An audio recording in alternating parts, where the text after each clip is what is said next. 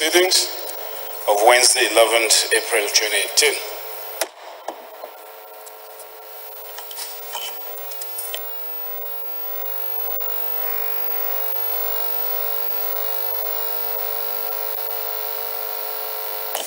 We proceed to take announcements.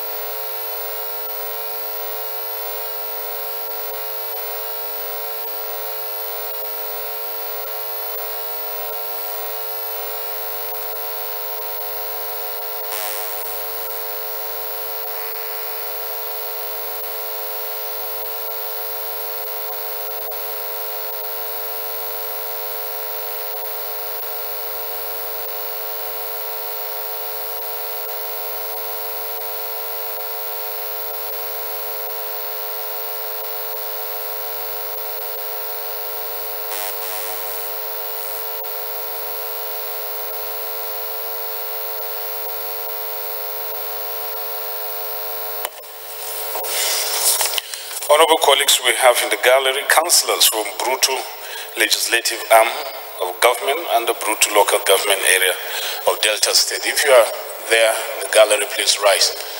Round of applause for them. Where is Honorable Ponti? You are not clapping. You are welcome. Thank you for coming. Kindly take your seats.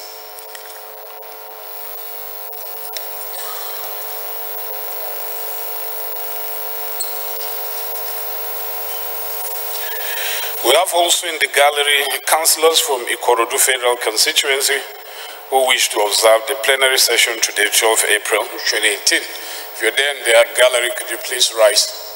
A round of applause for them. Honorable Baba Jimmy, I hope you are here. Okay. Thank you for coming. Kindly take your seats.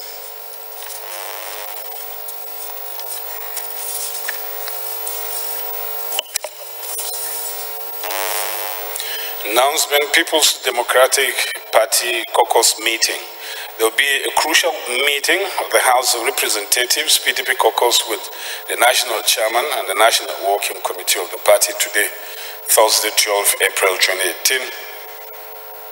Wadata Plaza, Zone 5, Wuse, Abuja, time 2:30 p.m. prompt.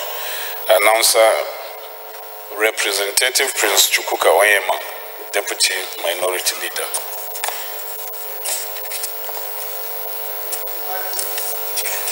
I wish to invite honorable colleagues to be part of this historic event. Achievers University of Ondo State, Nigeria, has chosen to honor me with an award of honorary doctorate degree, honoris causa. The award will be conferred on me during the 6th convocation ceremony of the university on Saturday, 14 April 2018, at the permanent site Achievers University of Owo by 10 a.m. prompt. Look forward to your gracing the occasion and honoring me with your presence. Yours faithfully, Honorable Aishatu Jibril Duku, Chairman House Committee on Electoral and Political Party Affairs.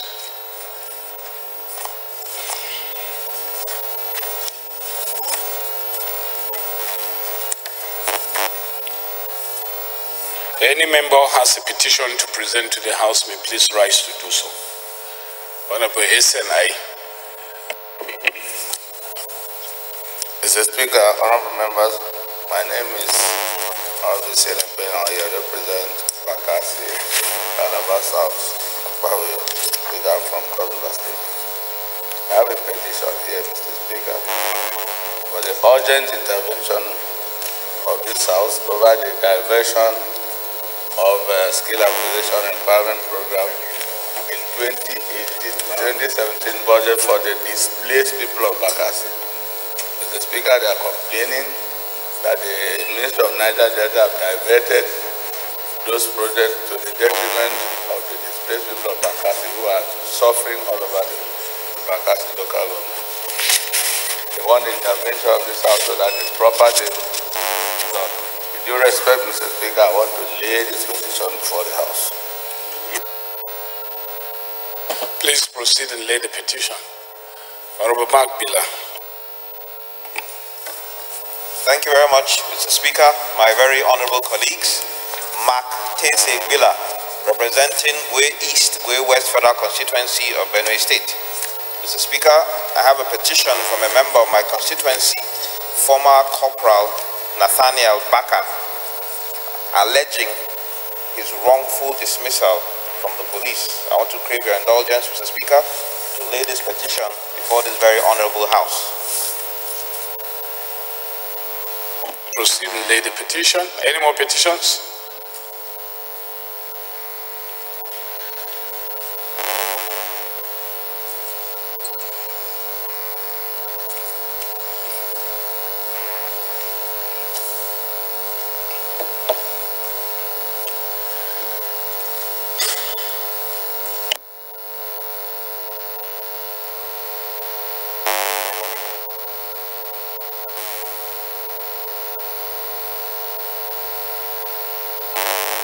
Petitions referred to the Committee on Public Petitions. 2 points of orders for today. Start with Honorable Danladi and then Madaki.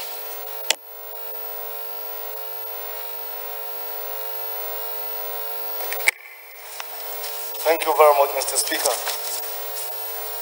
Mr. Speaker, distinguished colleagues, I am Honorable Olayo Chokwe Danladi, representing the fellow of our federal constituency. I'm from Kwara State.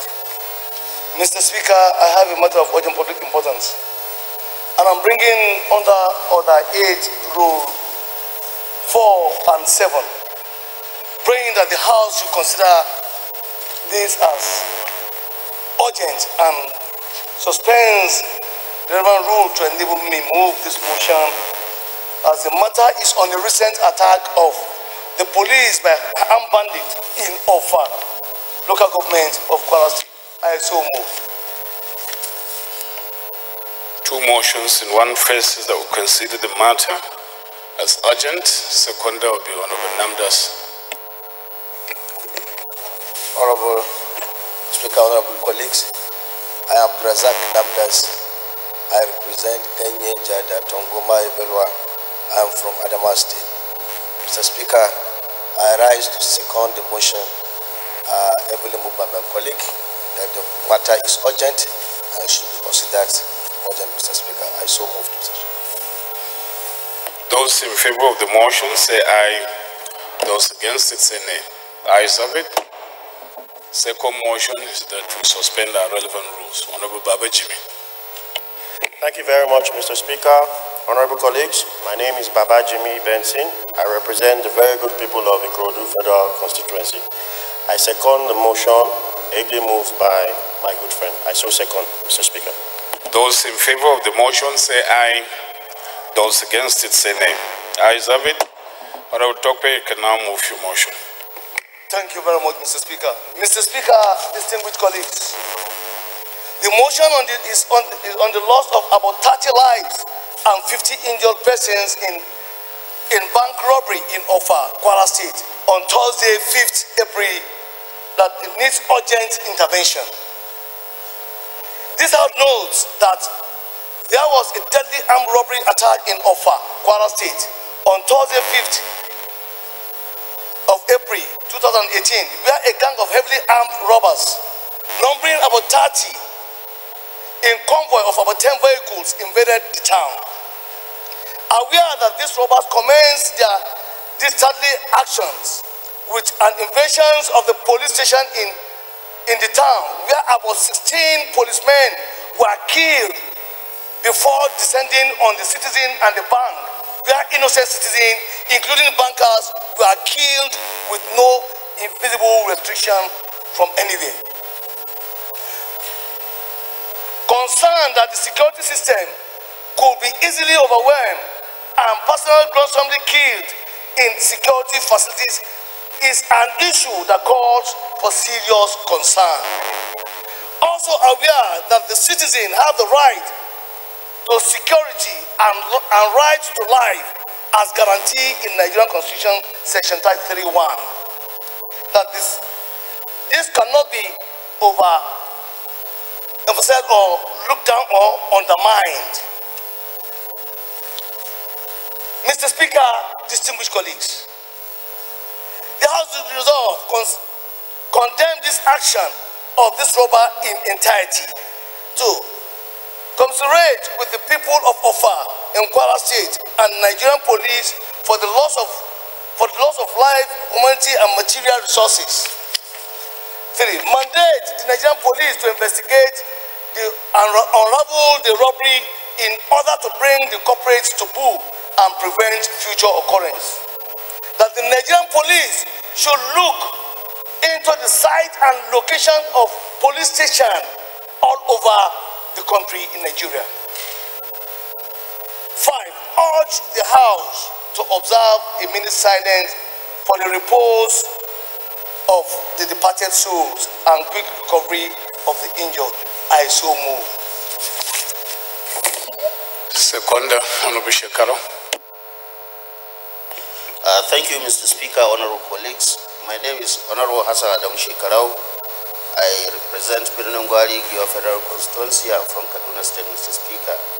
I rise to second the motion as ably moved by my honorable colleague. I so second, Mr. Speaker. Honorable Tokwe, please lead the debate.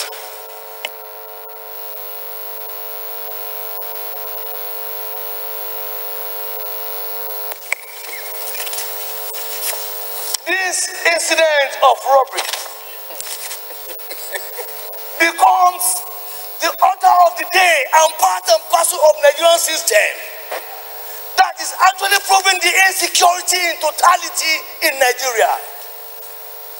If on a broad daylight, a bandit in this same country, where we have the Nigerian police, we have the army, we have the navy, we have all security personnel and paramilitary, and a bandit rising to 30 could come in a broad daylight, visit the Nigerian police station, kill all the officers on duty to a number of 14 in a broad daylight. It calls for inquiry. It's an evidence that it seems the security is lacking and there is no synergy among all the security elites. This is not the end. They move straight to the banks. If they could rob 4 banks at the same time and kill the people who are working there, injured citizens of that same town, rendering the entire town in mourning, a black day in entirety for people in Ofa, what they will think will happen next and who will be the next victim. It's necessary for us today to take some decisions that are quite very germane about the loss of life and insecurity relating to this armed bandit. If there is no synergy among the security agents, Mr. Speaker, it's good to pass a law that will bring them. And if there are laws that are now becoming uncalled for and who are not updating, who are not no longer relevant to the order of the day relating to what is happening in Nigeria, please, we need to amend them. Mr. Speaker, most police stations are located outside the town when those towns have not grown. The towns now have grown and most police stations now are at the center of the town where all these armed robbers take advantage of maybe the high tension and population of the town to rob. They are now going beyond that robbery only, now killing people just like that. This is what happened in Ofa. Mr. Speaker, this is a deadly thing in Ofa. He turned the entire Ofa to mourning. He turned the entire police to mourning. He turned the bankers to mourning. Today, all banks in Kwara South, today, Mr. Speaker, I'm telling you the reality, in Kwara South, in Kwara State, are all closed. That means the economy of that place is dead. That means the insecurity is no longer there. If they are business, where will they keep their money? If you are not careful, different housebreakers will come on board now. The little thieves will be coming now, not armed thieves now. Mr. Speaker, we need to look into this and call the Nigerian police to look into this. Those that are being killed, those that are being injured, just like that, as if we are in the war front, as if we are there where Boko Haram are operating. Boko Haram, we are condemning it in entirety. Now it comes to issue of armed robber. If we are not careful, the door of members should be the next target. Because once, if there's no bank working, nothing meant for anything, the business will become dilapidated and everything will be closed. Mr. Speaker, I want this House, distinguished colleagues, for us to look into this issue and call all the security agents into order so that they don't turn Offa and Kwara State or Kwara South to a place where there is no single existence and business will become to shambles. Mr. Speaker, I would appreciate you if these things are considered. And distinguished colleagues, thank you for the wonderful opportunity given to me to let my voice have and the support of all the members. Thank you very much, sir. Honorable Benny. Thank you, Mr. Speaker. My name is Benny La. I represent Atlanta North and South Federal Constituency. Mr. Speaker, Nigeria is becoming a beehive of crime activities that are going unabated, unchecked, and unresolved. Mr. Speaker, every day we hear cases of crime, people being killed, people being attacked, whether it's in our homes, in our communities, in our places of worship, mosques and churches. Today is the banks. Mr. Speaker, if the banks in this country are not safe, where are we going to go to be safe? Where in Nigeria is safe today? I want to, first of all, commiserate with those who are the victims of this violent bank robbery in Kwara State and their families. I've never, in all my years of life, being alive in Nigeria, my years on earth, heard of a bank robbery of this magnitude where 4 banks are attacked at once. And this number of people being killed, that means crime is getting more sophisticated. Mr. Speaker, it's time for the National Assembly to intervene in the security apparatus of this country. It is not working, Mr. Speaker. The security apparatus of Nigeria and the system has failed and is continuing to fail the citizens. There is no justification for any one of them to remain in that office while people are being killed and unchecked and nothing is being done about it. I think it's high time we as the National Assembly take proactive steps to prevent this sort of situation from happening again and again. Mr. Speaker, my prayer is that not only will we pass this motion, but we'll put in some steps to check this sort of situation that seems to be rising by the day. Before, it was merely the case of one chance in taxis or the cases of people being robbed in their homes. But now it's banks. Where are we safe? Thank you, Mr. Speaker. Honorable Kiruka. Thank you, Mr. Speaker. I am Kiruka Onyejo. I represent the good people of Federal Constituency. I am from Abia State. Mr. Speaker, honorable colleagues, my heart goes to the victims of this unwarranted robbery.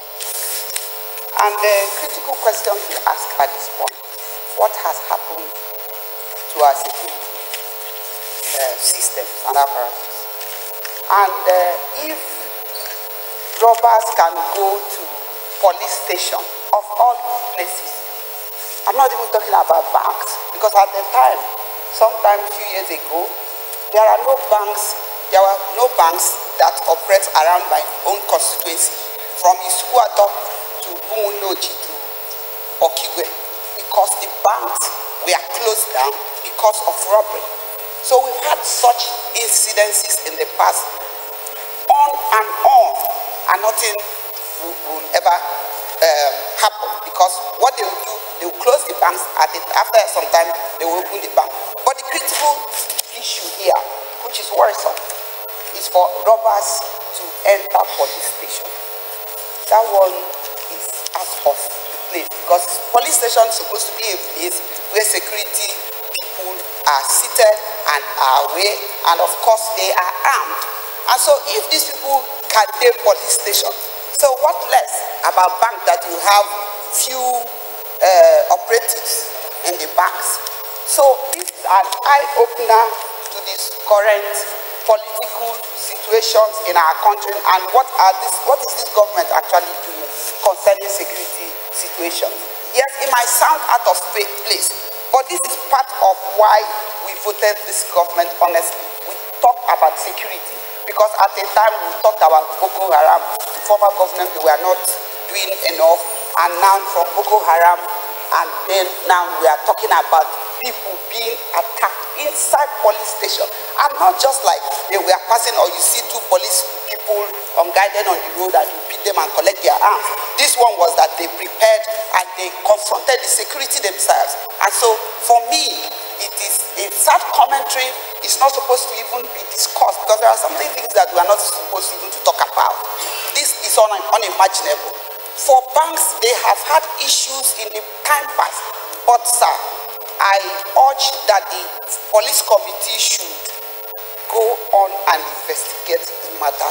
What went wrong? At what point did these day robbers begin to have a confidence that they can attack police stations or even go to the barracks to collect arms? So, Mr. Speaker, it's a very sad situation that we find ourselves in.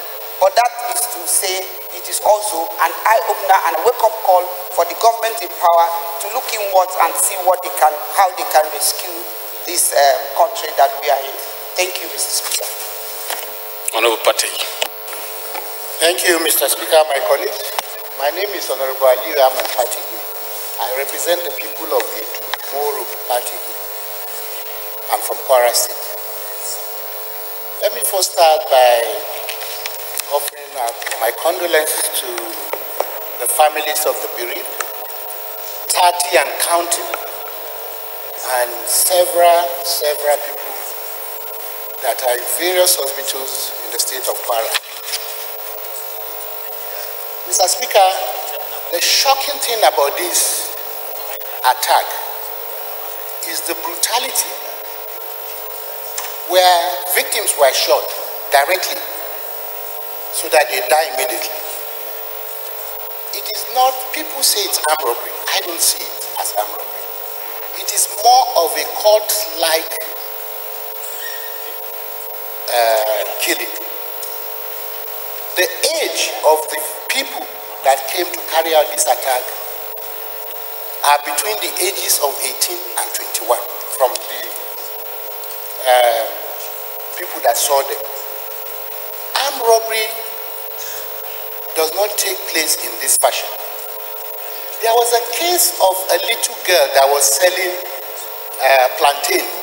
She held on to that plantain because while shot, she didn't know what happened. She died holding the bunch of plantain that she was hawking. Anybody they saw, they just shot. They shot, I think, about 8 policemen. But beyond that, the entire town, and this thing took place, this operation took place for over 1.5 hours. And there was no reinforcement. The Olofo Ofofa said they called Abuja, they called the presidency, they called the military, they called the police in a lorry to send reinforcements. They called the barrack in a lorry to send reinforcement. The distance between the scene and where the barrack, the army barrack in the lorry was, is no more than 40 minutes. And the road is good because it has been patched and FEMA had worked on that portion of the road. We don't know why they could not get reinforcement enough on that fateful day. And for kids to rampage a town, a local government headquarters in Nigeria, for 1.5 hours without anybody coming to the rescue of the little police force that was on ground, then I think we need to check the entire security apparatus of Nigeria.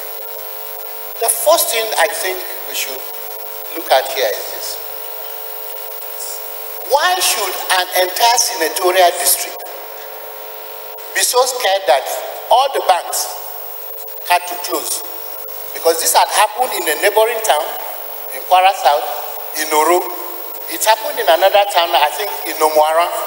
This was about 3 years ago. The same kind of situation. And today, only last week, Offa, that had about 6 banks, 4 of them were raided, including the 5th one, which is a private microfinance bank. All these people came in about 8 vehicles. They abandoned it in a town called Igosu, a neighboring town in Offa. They left the vehicles there and they disappeared. We are told that the police caught about 8 of them. Since then, we've had nothing. This is not what happens in other clients. When communities are invaded by bandits like this, when people are killed as a result of no fault of theirs, we see minute by minute, day by day, account of the security agencies informing the public, assuaging them of their fear, those that are traumatized. This is not the case in this case. Nobody knows what has happened. We read from social media. There is no security operative that is informing the Nigerian public about what they have been gathering, what they have been doing since this event happened. Our people are still traumatized. And this is an entire senatorial district. This is how Boko Haram started. When they went, after the killing of their leader at the time, they went and were attacking police stations. And from police stations, they got enough arms to start attacking the banks. We should be very careful about the general well-being and the life of our citizens. I am a member of the APC, and we made a promise. The president directly made a promise to the nation that 3 core things are the things he's coming to address. One of it is security. And today, we have witnessed members of these chambers being abducted from leaving Abuja to trying to go to their federal constituencies. On the road, several cases. So it's not just about the killings, it is about the entire Nigerian security architecture. And why should an entire senatorial district not have a military establishment? So these are the things I would like us to take seriously. And Mr. Speaker, I want us to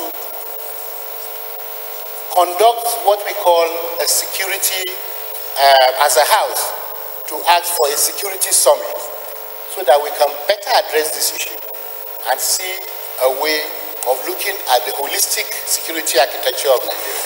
Thank you. Yes.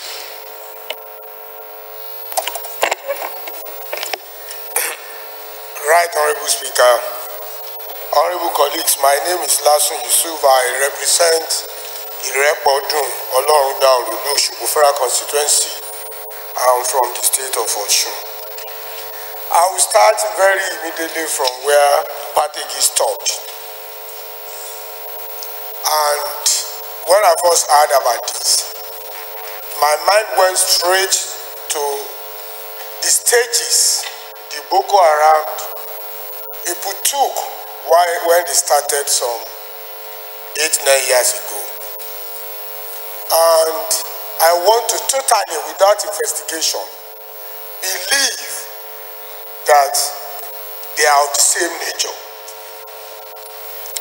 But there is one thing that other colleagues have not touched. Probably if I had not gotten up this time, maybe others will have touched it. We have all suddenly forgotten that there is a federal polytechnic in Offa, and one of the most notorious institutions in terms of court group.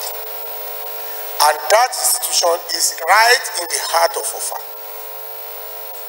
And it's corroborated by what Aman Pategi said, that from the footage, those who actually carried out that operation, their ages ranges between 18 and 21.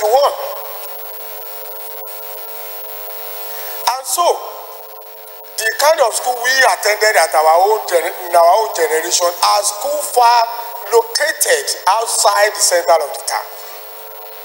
I remember in those days, Ife was far from Ife center.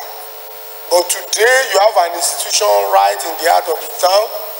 You have an institution where court activities is like the order of the day. They have even forgotten the learning they went there to go and do. And so it's just so interwoven that you can't separate what happened in Ofa from the fact that there is an institution there and from the fact that this was exactly the same way Boko Haram started. And we should run away from looking at our problem in isolation. We already know, we always say it. The statistics that is being bandied about in the last 2 days, for those of us who read newspaper very well, is that Nigeria is now 180 million people.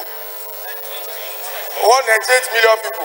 That is the statistics in the last 2 days. It's prominent. Yesterday, Nigeria is now 198. Today, Nigeria is 198. And yet, we have been told several times that the totality of the Nigerian police is just between 400 and 500,000. And I've done my little calculation here. That is an average of one police person, one personnel, to 500 Nigerians. Are we not deceiving ourselves? So, if you look at it and you are talking about security apparatus of Nigeria, you are only looking at what we are doing in isolation. Because the recruitment is there, recruitment is taken out of the system. You have the other ones that I've said. It's sad. It's sad. It is only in Nigeria where people want to be rich as quickly as 30. People want to be spending millions of naira at 30.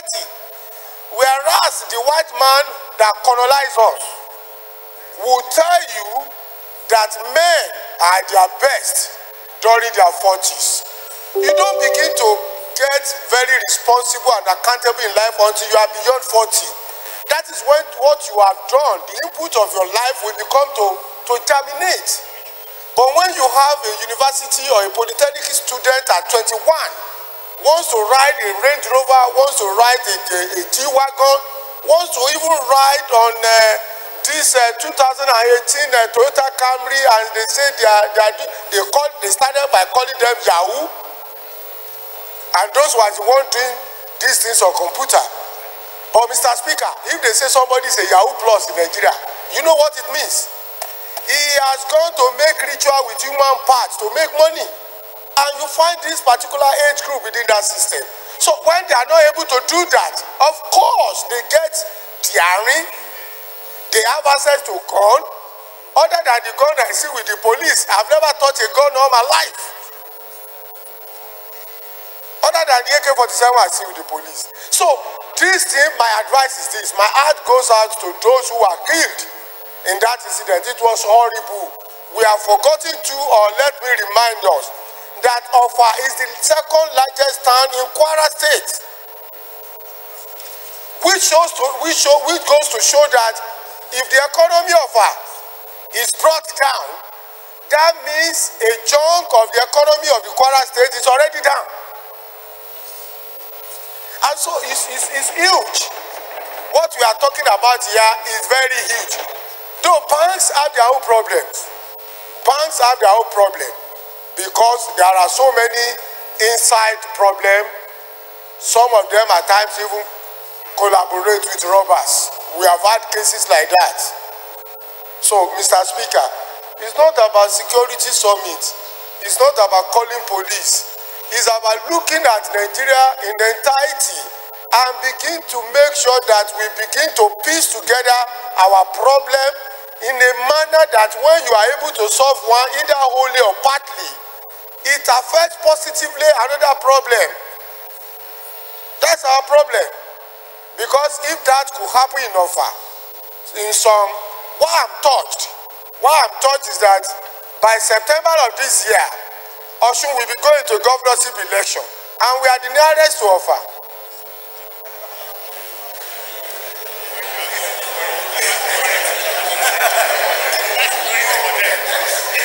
And this is me here, a poor man here.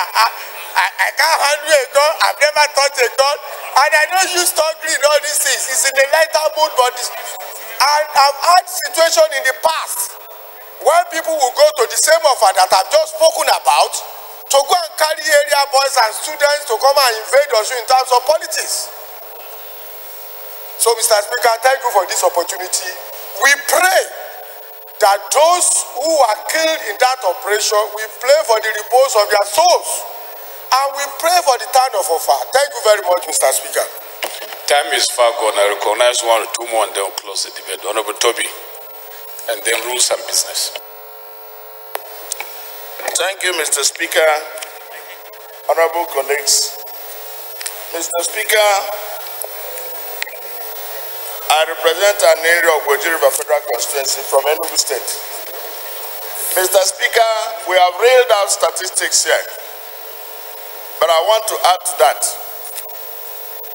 We have armed robbers, we have Boko Haram, we have herdsmen, we have IPOB, we have militancy in the Delta, we have kidnapping.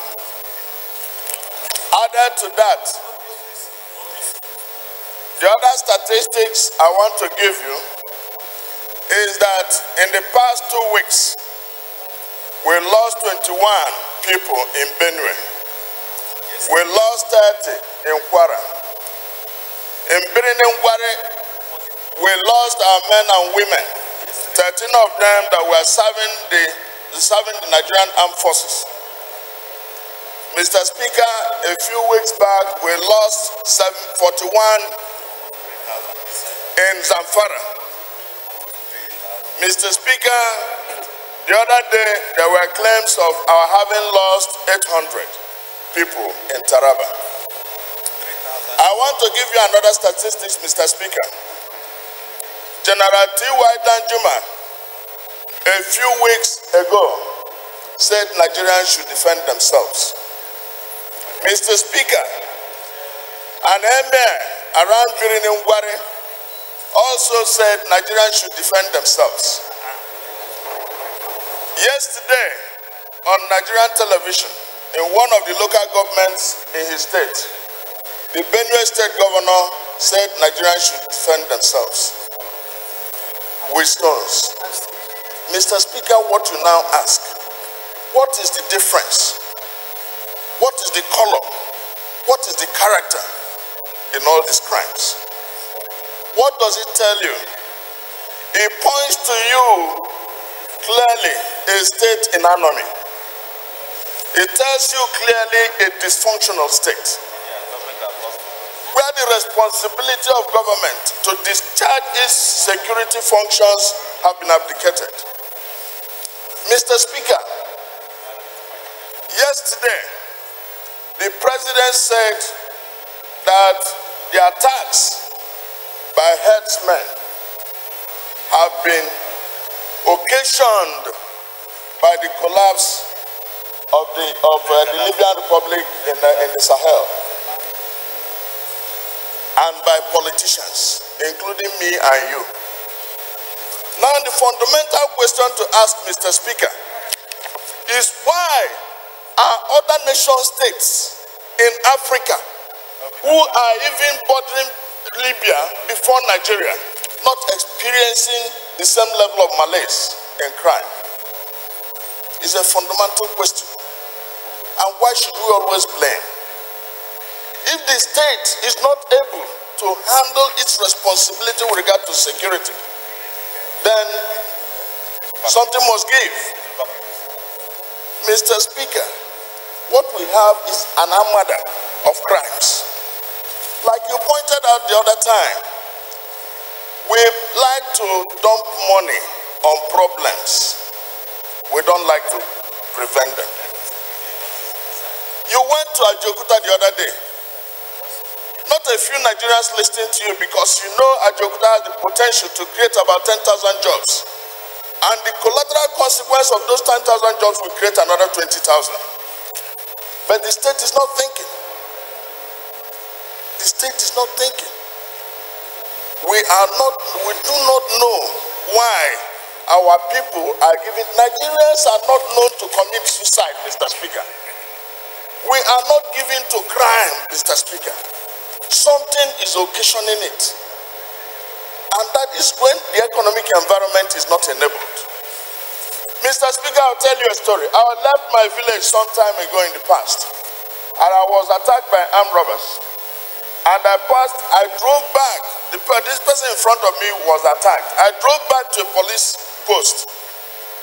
And I asked the policeman, oh, please come, let us use gun and go and prevent this. He told me, Oga, make you no talk like that, oh. That if, say, we get arms here, that these people for don't come sack us. And you ask, is it because na one way camera kwisi kona aguma adehunko? Is it because the barber does not know how to cut hair? Or is it because the razor is not sharp? Is the police equipped? Mr. Speaker, we had a report the other day that we found that we have 87,000 fake policemen in the payroll, and we have claims of having 200 and about 300 policemen. 300,000 policemen. So you now remove 80, you now have 220. So what are we talking about? Even the 220 you have, are they equipped? Are they fit for purpose, Mr. Speaker? And the story in Kwara State gives away our state of readiness. If you have a concentration of 3 banks in a place, it means that town is sufficiently commercially viable. It means there must be police presence around the corner. But if they come and they were able to rob one bank, and the second bank could not get ready, they robbed the third one, the fourth one could not get ready, something is wrong. Our police are not equipped, Mr. Speaker. We need to have a holistic approach and stop this blame game. Whether Libya collapsed or our politicians are responsible, let us tackle it. That is why there is need of government. That is why we get into government and to solve problems. We are not in government to start blaming people. Government is to find solutions, and the cardinal one of those solutions is security. If we are not secure, what business are we here for? So there has to be a proper approach to it. And the proper approach is that Parliament, as a body, have to deal with these security committees. Let us find out fundamentally what the challenge is. Not excuses, not blames. If you want to give excuses, please give way. I support this motion. We should know what is happening in our various states. The character of Boko Haram, herdsmen, the other insurgency, militancy, kidnapping. My friend from Birinungwari can't go home. So what an honorable member, you can't get home. 13 people from Nigerian armed forces were killed, and they were buried about 2 weeks back. So what are we talking about? The state is in a total dysfunction. So we must support this motion and make sure it succeeds. Thank you very much. Rules and business. Thank you, Mr. Speaker. Okay, Jeff. I represent the good people of Buruku. My dear colleagues, I'm from Benue State. Mr. Speaker, I too stand to lend my voice to this motion. Mr. Speaker, before the House sat, Honorable Tokwe came over to me and I was showing me the gory pictures of those who were killed. And it's like we are living in an urban jungle. My dear colleagues, I can confirm in my vantage position as Chairman of Rules and Business that insecurity is one subject that we've had the highest number of motions on this floor. And I'm sure it will continue because insecurity is the single most important subject that we must tackle. I think if we have to cut out Section 14, subsection 2B of the 1999 Constitution and paste on its seat to remind ourselves that that is the primary purpose why we are here, we should do it. So for me, I think it's not too much that every day that we have such an issue, we should come here and discuss until we find a solution to it. Even though personally I think as a parliament, we do have our inadequacies. Because we have the executive arm of government that is supposed to, execute some of the things that we do here. So even with the best of intentions, even with the best efforts put in place, we still have the limitations, our limitation as a parliament. Because if it was because of efforts here, I think we have done enough efforts to curtail the insecurity that we have in the country. But as it is now, you are afraid. If cultists don't kill you, if armed robbers don't kill you, if Boko Haram doesn't kill you, if the herders don't kill you, if there are also many things that we are afraid of every day that we go out. Now, what do we do? What do we do? Do we invite the security chief to a summit again like we did several months back, 14 or so months back? What did that yield? We've had more killings. In fact, in my home state of Benue, we have never known it worse than presently we do have, because even now with the cat race, you have more killings. More killings now that the race is going on. So, and insecurity is one democratic phenomenon in this country because it doesn't discriminate. Every part, if it doesn't happen to you today, it will happen tomorrow. So what do we do? I agree with the Deputy Speaker that we have to look at the fundamental issue. Because if you buy arms and give to the police, would that solve the problem? Maybe to some extent. But we have a problem now that the police themselves are feeling insecure. Dokwe was telling me off record that the police in the distance of those that could not escape, all of them were mowed down. All of the policemen at the station that couldn't run, that couldn't escape, all of them were mowed down, and he showed me the pictures. So it is an issue that bothers because it has come to a stage like the policemen, we too are afraid. The police are afraid, we who are supposed to secure the people are afraid. So we have to look at it in a very holistic manner. Because I personally have brought quite a few motions on insecurity here. We have come to resolutions and the killings have continued. So what will make this one different? I think that's the challenge that we have on our hands. And I think I go along with the DS that a more holistic approach to this thing rather than taking each one on its own merit or demerits, because that would mean that coming back again and again and again, and it continues like a broken record. We repeat ourselves every day that the issue of insecurity comes on the floor. Mr. Speaker, I'm worried, but I think we just have to sit together and iron out the bullet points of insecurity in this country and tackle them. Thank you so much. Amendment from Honorable Nkiruka.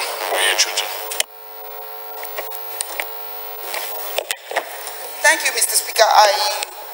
When the mover of the motion was saying, he said the police should investigate. So it's an intervention that police may be doing their own, but they mandate the House Committee on Police to investigate the matter and report back to the House in 2 weeks.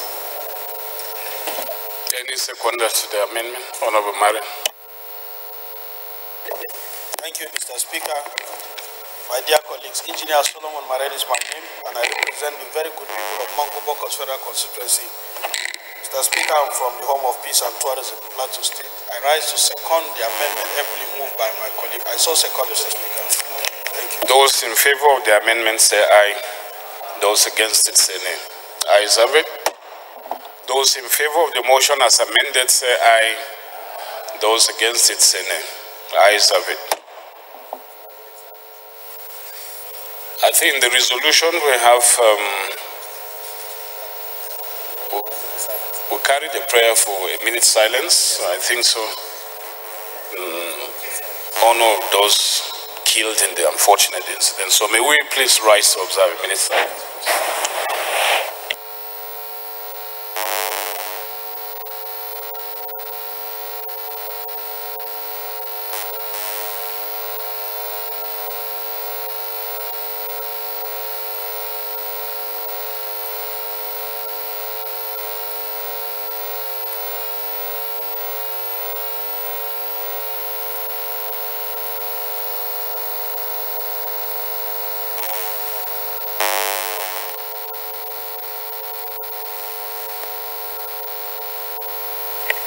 and may the gentle souls of the departed rest in perfect peace. Amen.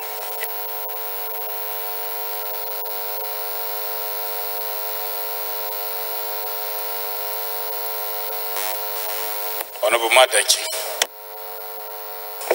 Mr. Speaker, my honorable colleagues, my name is Ali Usani Madaki, and I represent the Ala Federal Constituency of Kano State. Mr. Speaker, I want to come under Order 8.4, Order 8 Rule 4.1, matters of urgent public importance.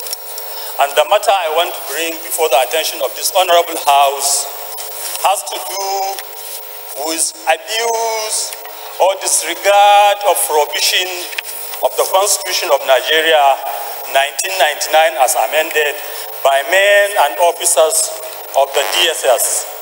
Mr. Speaker, our Constitution, which is the grand norm in Nigeria, is very clear. It talks about the supremacy of the Constitution. That is talking of Section 1.1. Then if you go to Section 1.3, it says any law that is inconsistent with any provision in the Constitution, that law is void to the extent of its inconsistency to the Constitution. And then if you go to Section 35, 4 and 5, Mr. Speaker, it states in no unclear terms that if anybody is arrested in Nigeria for any crime, he should be taken to court within 24 hours. Mr. Speaker, it is because of this reason that I want to bring this matter, and I want the relevant rules to be suspended so that we may take the matter now. Thank you, Mr. Speaker. Honorable T.J. Yusuf. Thank you, Mr. Speaker. I'm T.J. Yusuf. I represent Kababuni Jumufara constituency. I rise, Mr. Speaker, to second the first leg of the motion that the matter is urgent and important enough to be considered. I so second. Those in favor of the motion say aye. Those against it say nay. Ayes have it. Seconder to the second limb will be, oh, okay, Henry, you're now on your seat. Honorable Joseph. Thank you very much, Mr. Speaker. My name is Honorable Ayodeji Joseph. I represent our Papa Federal Constituency. I'm from Lagos State. I rise to support the second leg of the motion that all relevant rules should be suspended. I so second. Those in favor of the motion say aye. Those against it say nay. Ayes have it. Honorable Ali Umadaki, you can now move your motion. Mr. Speaker, abuse of fundamental provisions of the Constitution of the Federal Republic of Nigeria, 1999, as amended by the Department of State Service, DSS. The House note the provision of Section 1, subsection 1 of the Constitution of the Federal Republic of Nigeria, 1999, as amended, which provide thus: this Constitution is supreme, and its provision shall have binding force on all authorities and persons throughout the Federal Republic of Nigeria. Also note that the provision of Section 1, subsection 3, which state that if any law is inconsistent with the provision of the Constitution, this Constitution shall prevail, and that other law shall, to the extent of the inconsistency, be void. Aware that over 3 weeks ago, men of the Department of State Services, DSS, arrested Dr. Yunusa Adamu Dangwani, a renowned consultant, urologist at Kano, and possibly brought him to Abuja, to their headquarters in Abuja. Also aware that since the arrest, Dr. Yunusa Adamu Dangwani has been denied access to his lawyers and family, which is in contravention of the provisions of the 1999 Constitution. Disturbed that the arrest and eventual detention of Dr. Dangwani has adversely affected his reputation as a good citizen of Nigeria and contravenes Section 17 of the 1999 Constitution, which provides those: 1. The social order is founded on the ideals of freedom, equity, and justice. 2. In furtherance of the social order, A.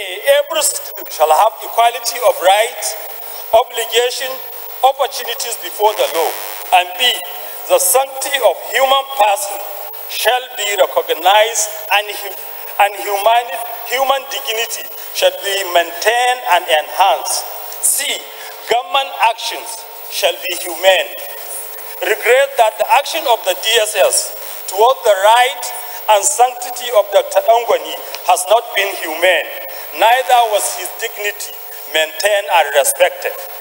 Lament that the continued detention of Dr. Angwani by men of the DSS has violated his right to the dignity as a person, contrary to Section 34, subsection 1A of the 1999 Constitution, which states thus: every individual is entitled to respect for the dignity of his person, and accordingly, no person shall be subjected to torture or inhuman or degrading treatment.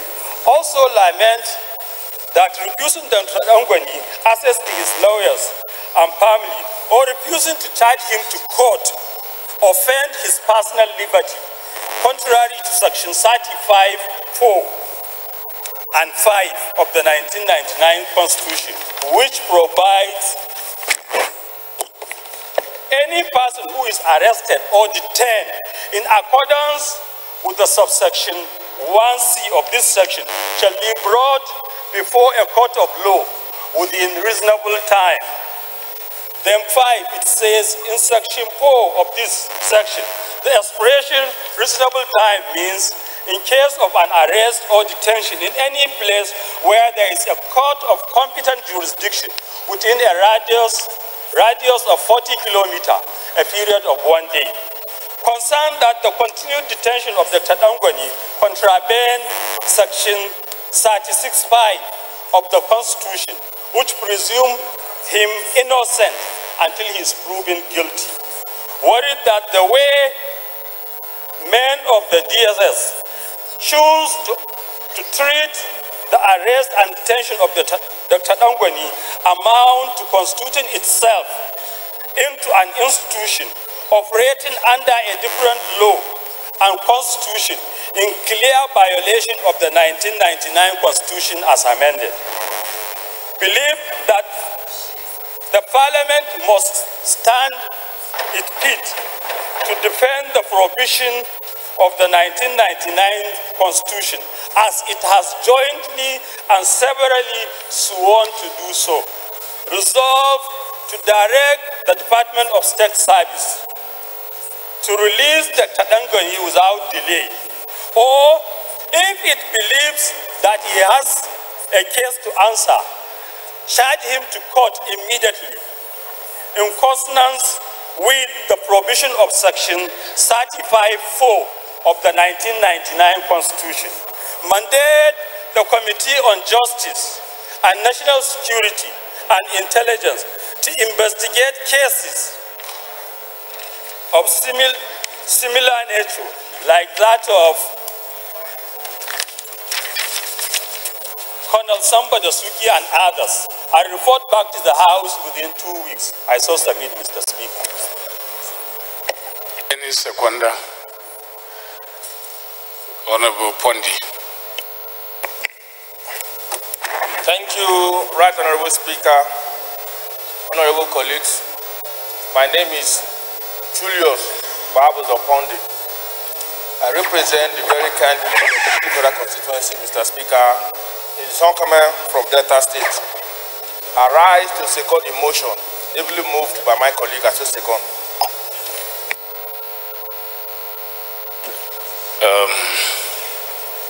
I think, Honorable Madam, you have elucidated your points in the course of the debate.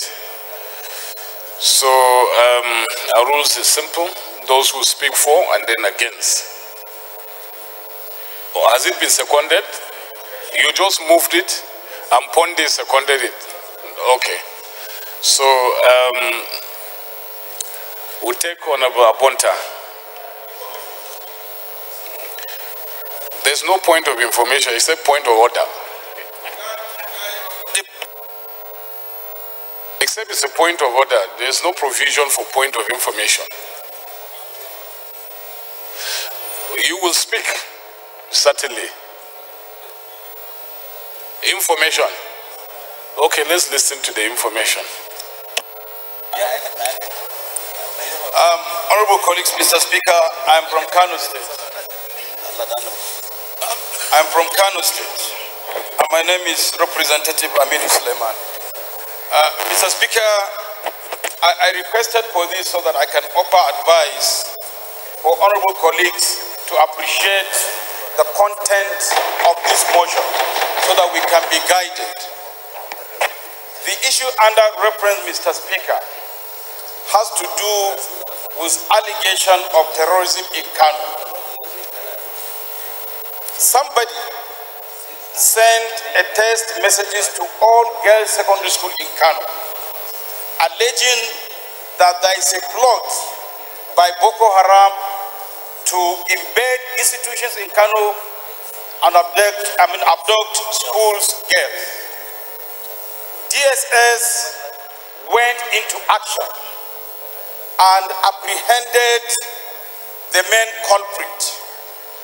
On further interrogation, he revealed to the SSS that he was contracted by an individual and paid the sum, or promised the sum of 3 million to cause this ugly development.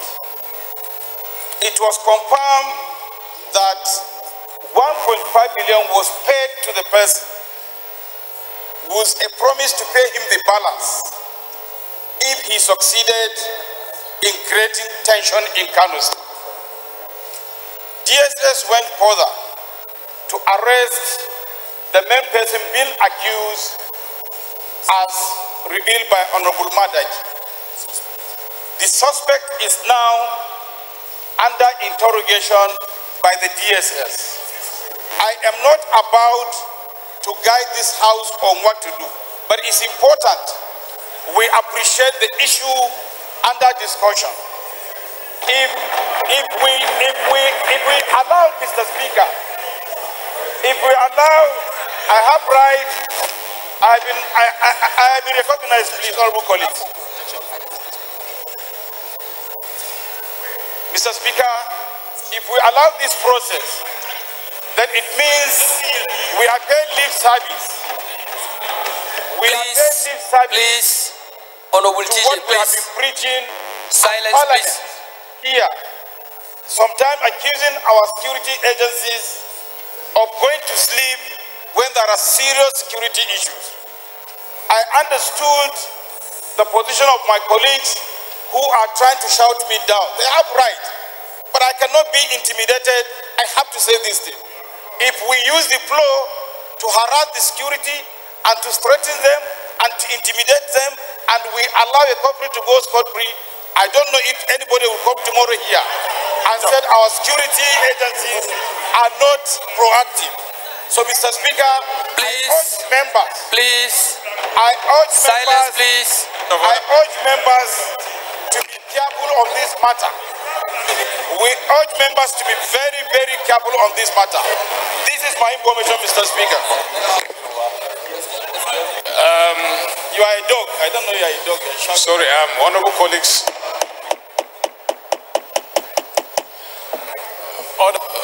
Honorable colleagues.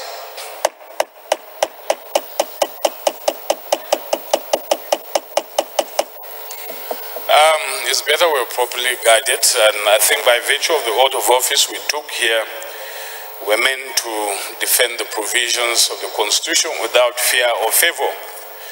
But that being the case, Honorable Madaki have spoken to certain issues relating to an individual who is supposed by virtue of provision of Constitution to be charged to court within a reasonable time which is defined in the Constitution. The circumstances under which he has not been charged is not known to us. And I guess the only thing that can unravel that is an investigation. sincerely speaking. So if we open these things to debate and then the debate is very speculative, it's not going to help us as a house. So we may want to have hard facts based on which the house can come to a conclusion. So I recognize Chairman Rules and Business to recommend that we do the needful and then we'll move on. Thank you, Mr. Speaker. Okay, Jeff. I represent the good people of Buruku, my dear colleagues. I'm from Benue State. Mr. Speaker. Please, honorable members, please, silence, please. Mr. Speaker, I think the needful here is the one that you have just said. We put the question, but before the question is put, we put the question without debate, but before that is done, I would like to amend the first prayer of this motion so that we do an investigation and get to the root of this issue. We'll be concerned if the constitution is in a fraction of the constitution, but let's exactly find out what's going on there before we can take any other decision. So I recommend that we delete prayer 1 and put the question thereafter. Any seconder? Honorable EJ. All right, Honorable Speaker, I remain Honorable EJ Agbonyima, representing the good people of Ego, Kubaka Federal Constituency, Edo State. I hereby second the amendment moved by the Chairman of Rules and Business, my senior colleagues. I so second, Mr. Honorable Speaker and dear colleagues. Those in favor of the amendment say aye. Those against it say nay. Ayes have it. Those in favor of the motion as amended say aye. Those against it say nay. The ayes have it. So we await the outcome of the investigation before the House will come to a conclusion on the matter. Okay. We'll move to motions first before we take bills. So we'll now move to the fourth order on the other paper, which is a motion on need to address the plight of the victims of landslides at Tumo community in Burutu Federal Constituency, standing in the name of Honorable Julius G. Pondi. Honorable Pondi is now invited to move the motion. Thank you, Right Honorable Speaker, respected honorable members. My name once again is Julius Pondi. I represent the very good people, the very hospitable people of the Federal Constituency. Mr. Speaker, is Zonkame from Delta State. Need to address the plight of the victims of landslide at Tumo community in the Federal Constituency. Mr. Speaker, honorable members, he has to note that on the 18th and 26th March 2018, two massive landslides hit Tumo community of Burutu Federal Constituency, which resulted in destruction of property worth millions of naira and displacement of indigenes living in the affected areas. Mr. Speaker, honorable members, aware that consequent to this landslide, members of Tumo community are faced with lack of food, loss of shelter, and farmlands, exposure to communicable diseases and other devastating effects, including imminent death, if not urgently addressed. Also aware that the non-completion and abandonment of the shoreline protection project awarded to Fibro Flotation and Geotechnical Nigeria Limited by the Niger Delta Development Commission, NDDC, led to the avoidable but dreadful landslide. Mr. Speaker, honorable members, the House resolved: 1. All national emergency agencies, management agency, NEMA, to, as a matter of urgency, provide relief materials to Tumo community in Burutu Federal Constituency so as to ameliorate the sufferings of the displaced persons. 2. Also urge the Niger Delta Development Commission, NDDC, to immediately recall the contractor, Fibro Flotation, Geotechnical Nigeria Limited, to site to complete the shoreline protection project so as to avoid future landslide in the area. 3, Mr. Speaker of Members, mandate the Committee on Niger Delta Development Commission, NDDC, an emergency and disaster preparedness to ensure compliance. Thank you, Mr. Speaker. Thank you, honorable members. I so move.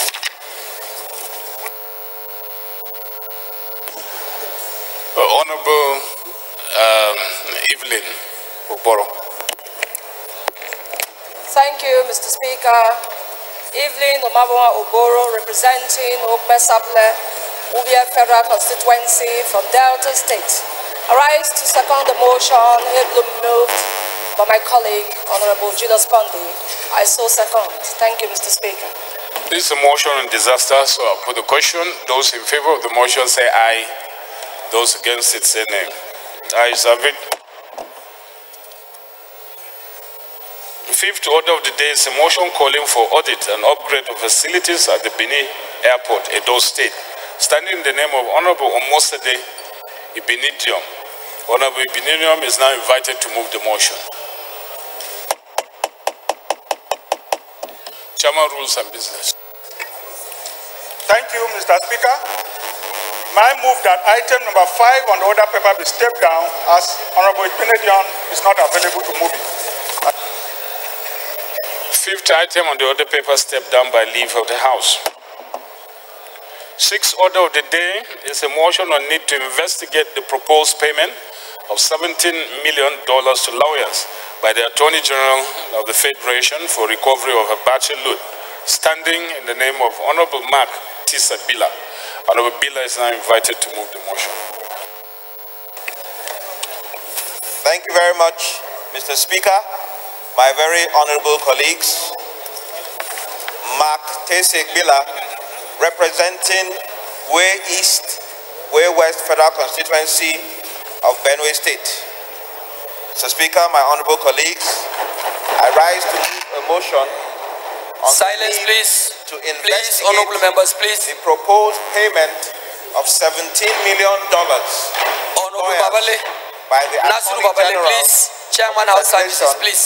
For recovery of Abacha loot. Honorable Sheriff, Honorable Pake, please. Is aware that Honorable Mr. Sheriff, Enrico Monfils, Clerk of the House, please. Lawyer, resume your was seat. engaged by the Nigerian government since 1999 to work on recovering the Abacha loot, for which the sum of $321 million was a part, and had finished the Luxembourg leg of the job since 2014, when Mohamed Bello Adoke was the Attorney General of the Federation. The House is again aware that Mr. Monfrini had since been paid by the federal government for his legal services for the recovery of the money, which was then domiciled with the Attorney General of Switzerland, pending the signing of an MOU with Nigeria to avoid the issues of accountability around previous recoveries. The House notes that all that was left was the signing of the MOU, which is a government-to-government communication for the money to be repatriated to Nigeria.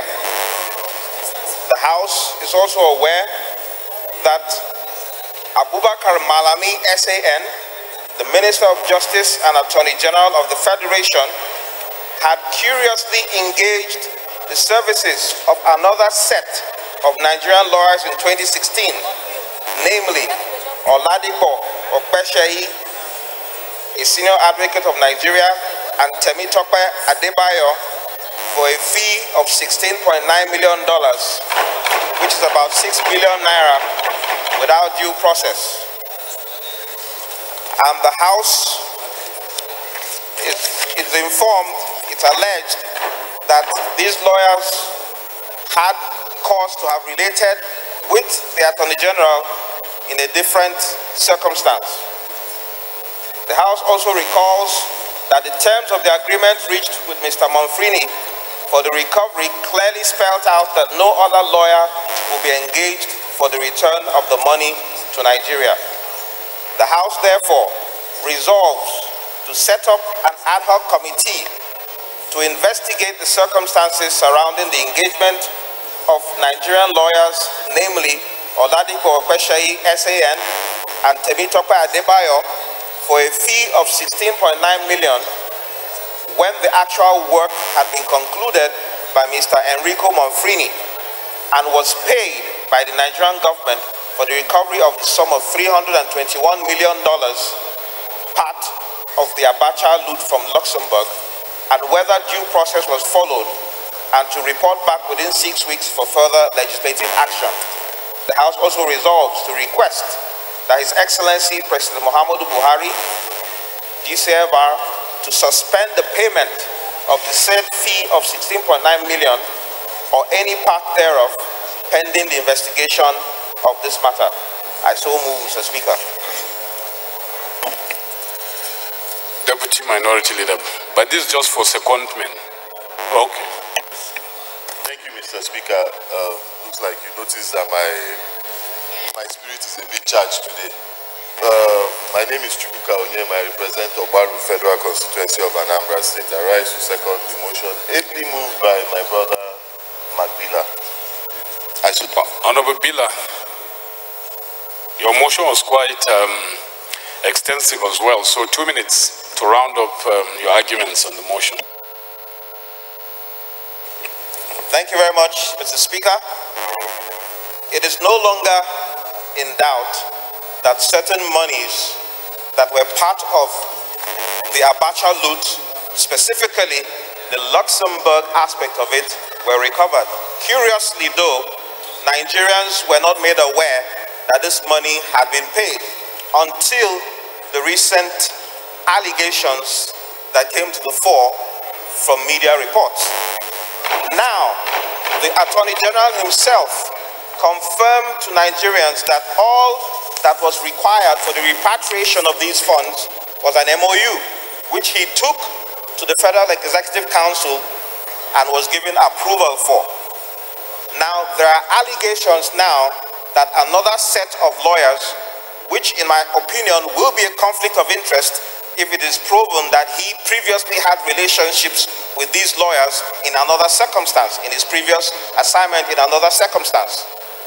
Now, the minister curiously confirmed the payment of the funds, but did not mention whether or not there was any such request. She only said that she didn't write a letter to the president requesting the stoppage of payment of those funds. So the question Nigerians want to ask is, so was there a request of that sort, even though you didn't write to the presidency stopping it? Is there any such request for payment? And the lawyer in question, finally, Mr. Speaker, has also made a public statement saying that in his own knowledge, there was no need for the engagement of any other lawyers because the work had been done and the funds were with the Attorney General of Switzerland awaiting the signing of an MOU, which the Attorney General himself confirmed publicly when he said that that was all that he was waiting to execute for those funds to be repatriated. So, Mr. Speaker, I think it is noteworthy that this Honorable House carry out a forensic investigation of this issue to understand why these funds, if requested in the first place, were supposed to be paid and whether or not additional lawyers were actually engaged. Thank you very much, Mr. Speaker.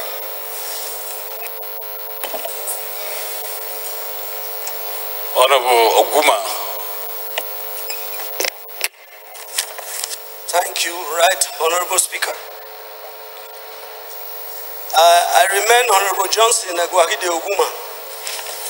I represent all the people of Etako Federal Constituency from Edo State. Mr. Speaker, I want to say that this motion is coated with malice. At the same time, Honorable Johnson, have you read our rules? So you have to withdraw that statement with the speed of light. thou shalt not attribute improper motive.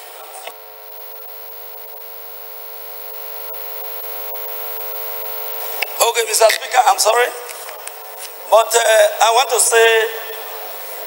say that, Mr. Speaker, this motion has not told this House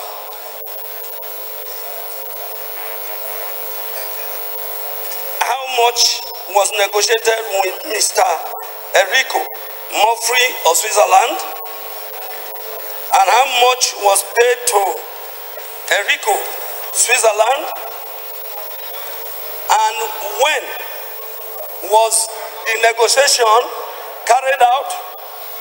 And at the same time, Mr. Speaker, for the past 16 years, Mr. Enrico has purportedly written in this motion, was hired for the past 16 years. And this present government came in about 2.5 years ago. And within 2.5 years ago, they have retrieved our money that for the past 16 years has been contracted to a Switzerland lawyer. But the money has been retrieved by Nigerian lawyers. And the offense committed by the Nigerian lawyers is that they are Nigerian lawyers that have worked with the president before. But the issue now, Mr. President, Mr. Speaker, sir, is that this money has been retrieved within 2.5 years that this government came into power. A contract that was given since 1999 for 16 years, nothing has been heard of the $321 million. It's been retrieved now by a Nigerian lawyer, and within 2.5 years, and yet it's a subject of investigation. I just want this one to be placed on record. Honorable Rita has a point of order. What's your point of order, Honorable Rita? Thank you, Mr. Speaker. My name is Barrister Mrs. Rita Oji, member representing Ajeromi Fellow to Federal Constituency. Mr. Speaker, I'm coming under Order 9, Rule 1(7). It shall be out of order to use offensive and insulting language on members of the House. And Mr. Speaker, I'm coming on the reference again. We thought that on this the rule of debate, sir, we are talking about people going for before against. So I don't understand what my honorable member was saying. Okay, I think he had already withdrawn the offensive language, except that he's speaking against the motion, and by virtue of our rules, you are supposed to take your turn last. So take those who are for the motion. Honorable Abonta. Thank you, Mr. Speaker. I remain Usama Nkem Abonta, Mr. Speaker, from Abia State. Mr. Speaker, I have looked at the body of the motion, and the fact contained therein is quite explicit with figures. The motion is merely saying that some fund has recovered by Mr. Moforini. The last speaker but one seem not to have grasped the gist of the motion. The motion is saying that we're in era we should eliminate corruption and people over-invoicing or being paid for service not rendered. The motion is saying that the Nigerian lawyers mentioned here have no business in the collection. Nigeria engaged, we will follow this matter for long, Mr. Speaker, and I can boast of institutional memory. The Committee on Justice in the 7th Assembly, and even had fought and even agreed that modalities of paying judgment debts, assuming this is part of it. The motion is saying that the lawyer from East Switzerland or whatever had completed the assignment, have gotten the money. If for us to enter MOU of government of that country and Nigeria to say, we are getting you this money, it requires no further legal services. Somebody wants to create free money, $16 million free money at this era. for no job done? What is the Ministry of Justice doing? What is the duty of the Attorney General? If he's going to firm out $17 million to go and collect money that is kept for us to take. Mr. Speaker, honorable colleagues, what we are saying is that Nigeria hired a foreign lawyer at the cost of more than 30 million, whatever, to secure this money. The man had walked around, collected the money, kept with the Swiss government. The government is saying, we cannot give it to Nigeria except there's a proper MOU understanding for a Nigerian government. So what he's saying is that we need MOU from government to government.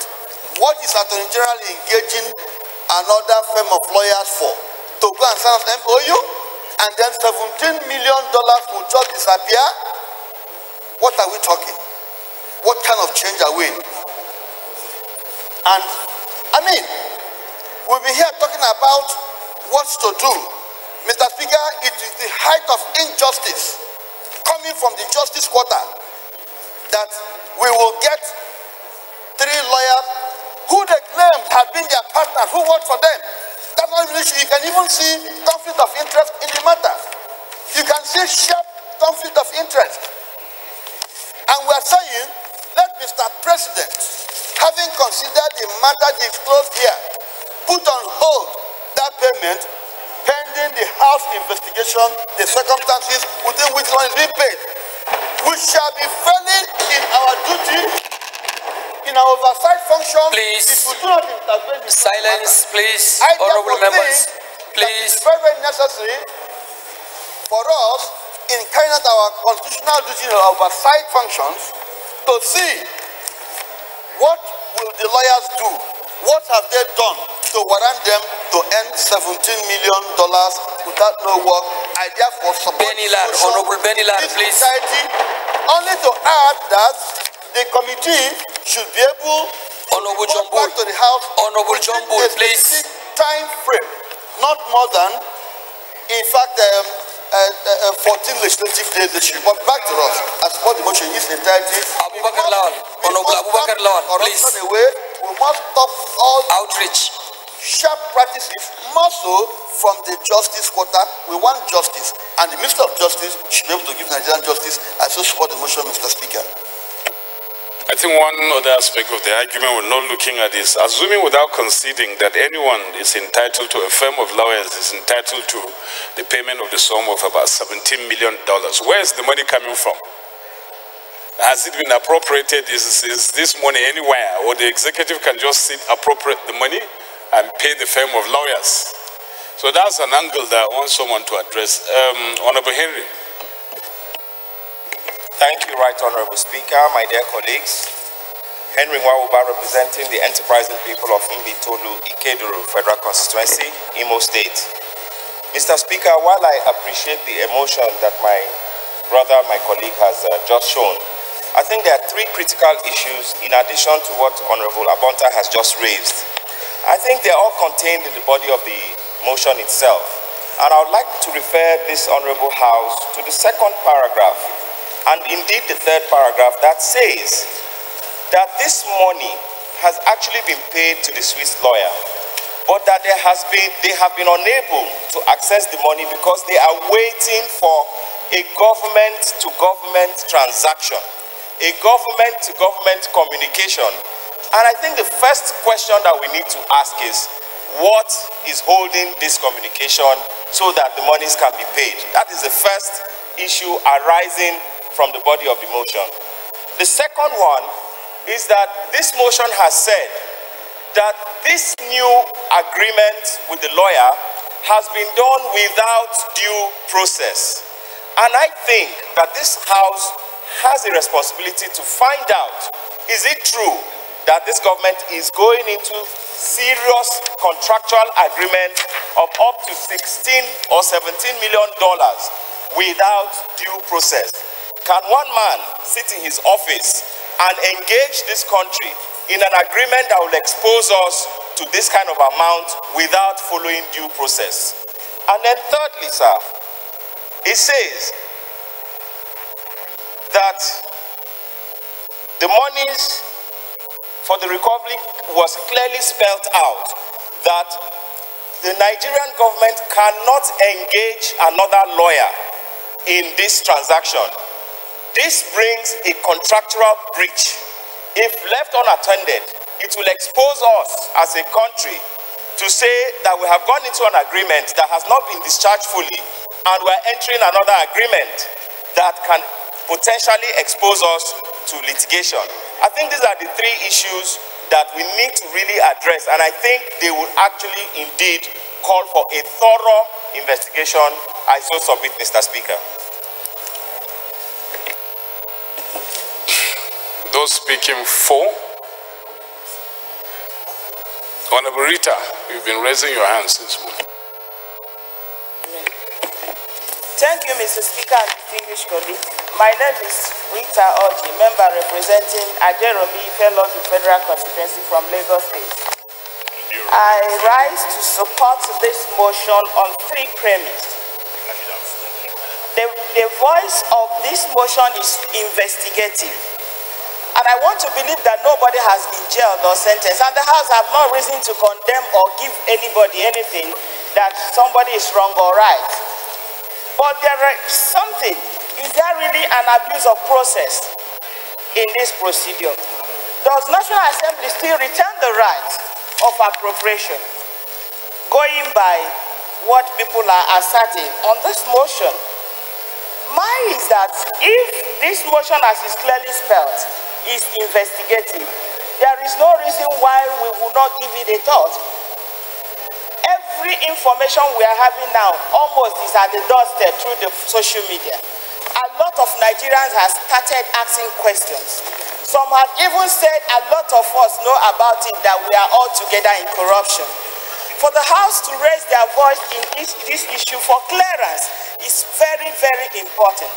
And I urge my distinguished colleagues to assist by supporting this motion so that we could be able to assist in asserting these 3 points, whether there is really abuse of process, whether this money has been given to other people that is not supposed to be, or what was mentioned in this motion that is only MOU that is needed, which has been obtained by the Attorney General through the FEC. If this MOU has been given really, and any other payment is coming away from what is needed, these are the things National Assembly has to go in. And if something like that has happened, who appropriated the sum? Where is it coming from? And who is the one funding it? Thank you, distinguished colleagues and honorable members. I think we have come to the end of this debate. Except we have a voice against. Okay, Honorable Pategi will speak for, yeah. And then who? EJ is speaking against. So after Pategi, EJ will speak. Thank you, Mr. Speaker, my colleagues. Earlier, you had asked that you needed an insight into a particular section of the motion, which had to do with, parliamentary approvals for any payments that government will make.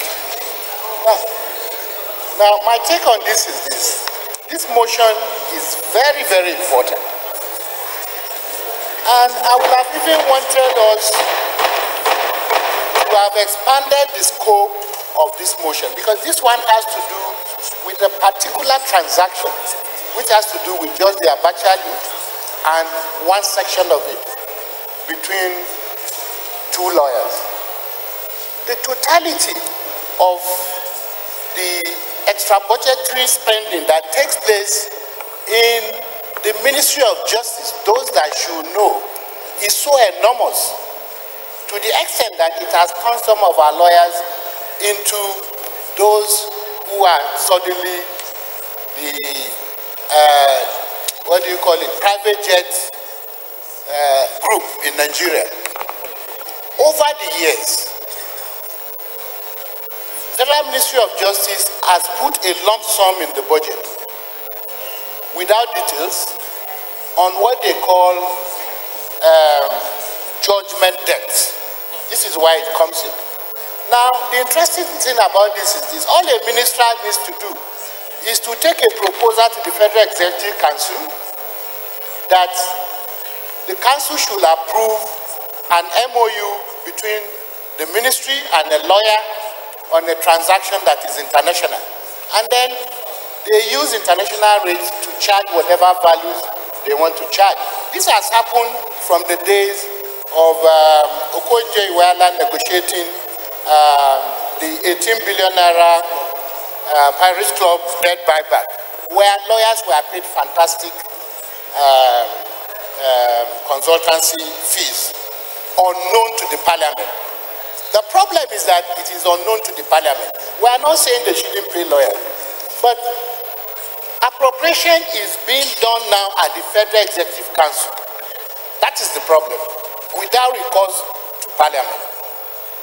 I, as Chairman Water Resources, witnessed a situation where the ministers of water resources over 3 consecutive years took memos to the Federal Executive Council to ask that funds be withdrawn from Natural Resources Fund and paid to contractors without authority of the parliament. That is appropriating money. In 2014, 27 billion was withdrawn from Natural Resources Fund and used to pay for Kashim Bila Dam. The following year, 26 billion was withdrawn and paid for that project. We as a parliament didn't know about it. This is the same thing that has happened in this case in Ministry of Judgment. They call it judgment debt. And I warned the parliament at the time that it also happened in the Ministry of Interior, where an MOU was signed in the case of our passport. It was domiciled with an Indian company, and they will charge a fee, retain some, and give stipends like 20% to the Nigerian government. So this is the same pattern. So I want it to be that an holistic approach be taken to address this issue. It should cover the entire gamut of all the judgment debt that is domiciled on behalf of the Nigerian government in the Ministry of Justice. Thank you, Mr. Speaker.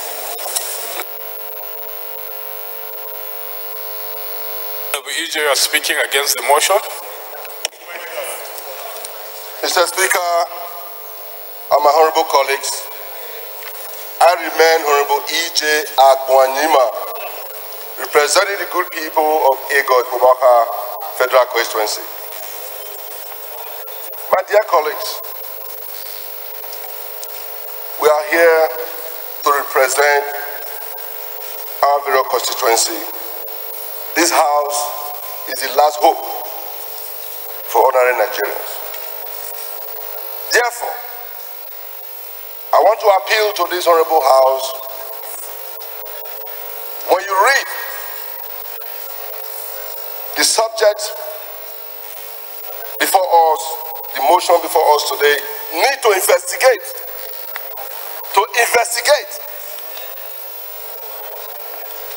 I wouldn't want to pass judgment. I wouldn't want to take side. It is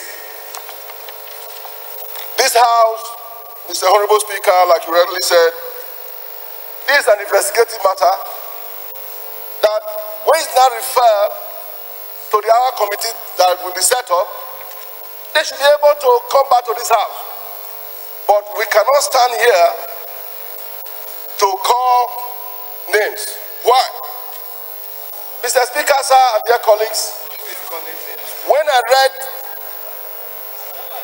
this motion, Mr. Speaker, what worries me is about Mr.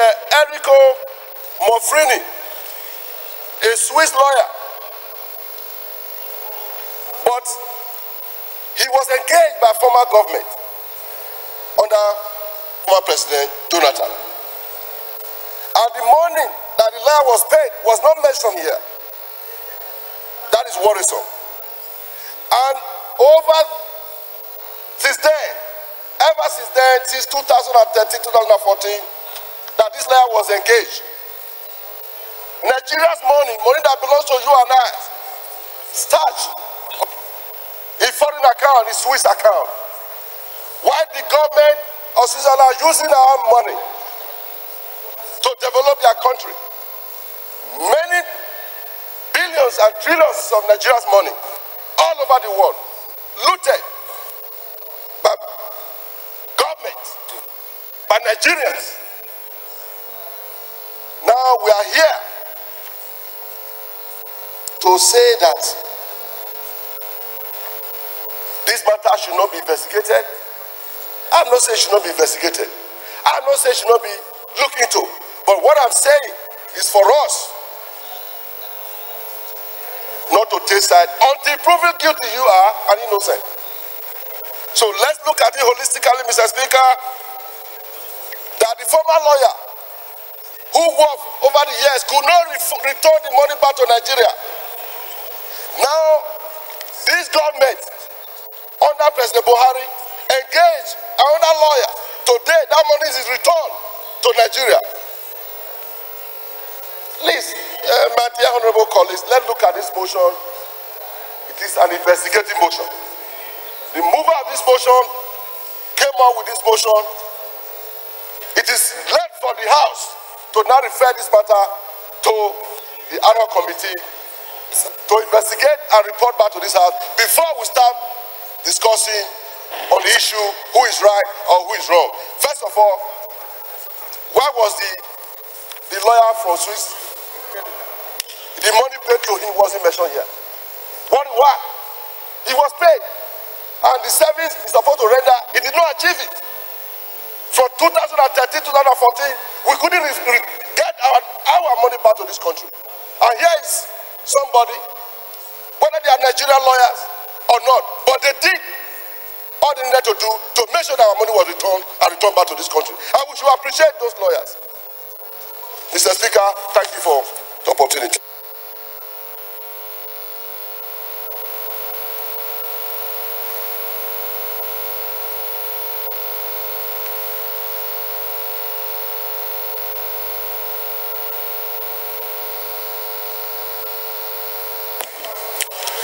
I will now put the question. There's no amendment here. Those in favor of the motion say aye.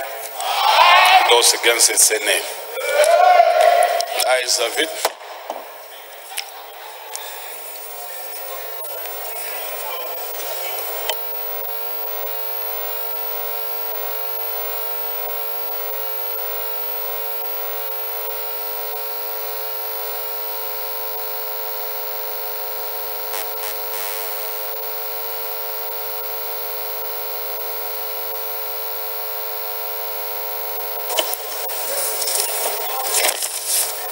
Let's take some announcement.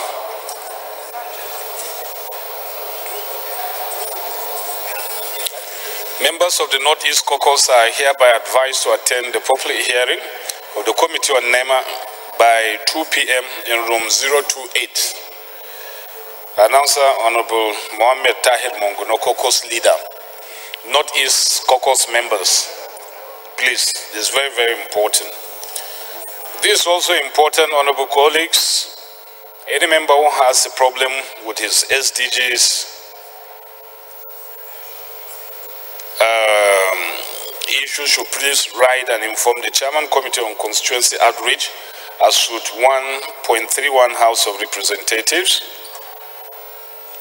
And members are kindly requested to treat this as very urgent and important as time is of the essence. The announcer is Honorable Lawal Bakar, Chairman House Committee on Constituency Outreach. So this matter has to be resolved between today and tomorrow. Thereafter, nothing can be done. This to inform members of the House Committee on Emergency and Disaster Preparedness that the investigative hearing on violation of public trust in NEMA will continue today in conference room 028 by 2 p.m. The hearing will dwell on the over 10 billion released to the agency as federal government emergency food intervention in the Northeast. Therefore, members of the Northeast Caucus are advised to attend the hearing. Announcer Honorable Ali Issa Jesse for chairman.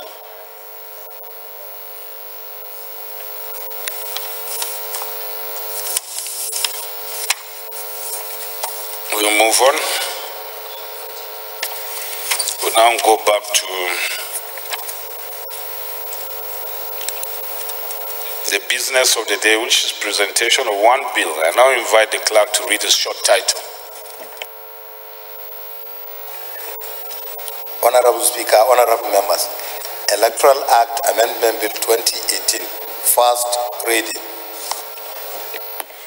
First order of the day is commencement of debate on the general principles of Bill for an Act to repeal the Arbitration and Conciliation Act, Chapter A18, Laws of the Federation of Nigeria 2004, and enact the Arbitration and Conciliation Bill to provide a unified legal framework for the fair, efficient settlement of commercial disputes by arbitration and conciliation, make applicable the Convention on the Recognition and Enforcement of Foreign Arbitral Awards, New York Convention, to any award made in Nigeria or in any contracting state arising out of international commercial arbitration and for related matters, standing in the name of the House Leader. Honorable members will recall that the bill was transmitted from the Senate seeking concurrence of the House and read the first time on Wednesday, 21st March 2018. I now invite the Leader of the House to move that the bill be now read the second time. Are we in the position to take it? Okay. Acting Permanent Acting Leader. Honorable Speaker, honorable members, my name is Mohamed Tari Munguno. I represent Marte Munguno, Ganzai Federal Constituency of Borno State.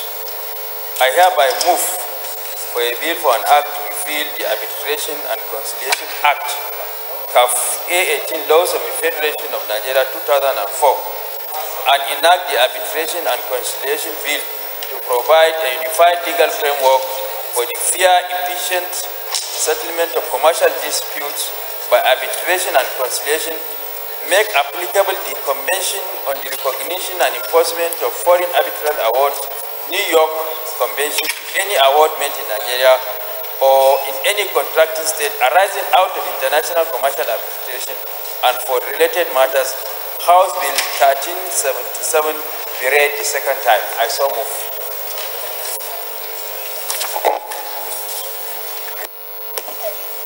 Chairman rules. Thank you, Mr. Speaker. Okay, Jeff. I represent the good people of Buruku, my dear colleagues. I'm from Benue State. I rise to second the motion as moved by the acting leader of the House. I so second. Okay, acting leader. Honorable Speaker, honorable members, the instrument of arbitration and conciliation was institutionalized in both our international jurisprudence and our own national jurisprudence, purely as a result of many reasons. One of the reasons is that in the course of adjudication,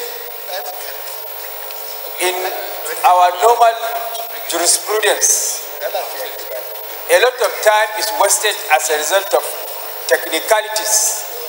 Sometimes cases are bogged down as a result of checkered history of adjournments that they usually suffer. And sometimes also the outcome of litigation may not necessarily satisfy the needs of the litigants. So it was against this backdrop that the instrument of arbitration and conciliation was institutionalized in both international and our national jurisprudence, so that the outcome of arbitration and conciliation agreed upon on the free will, on the volition of the parties to a dispute will now be adopted by our courts, and then disputes will be settled. So what this bill seeks to do is to make the New York Convention on the enforcement and recognition of foreign arbitral awards in Nigeria in any commercial dispute, so that any commercial dispute that involves a foreign partner will be made applicable in Nigeria, square to the New York Convention. And Mr. Speaker, honorable members, this bill came for concurrence from the Senate. As I always kept on saying, the Senate is a house of wisdom, and therefore, if they pass a bill for concurrence, we should respect their wisdom and also follow suit. Thank you.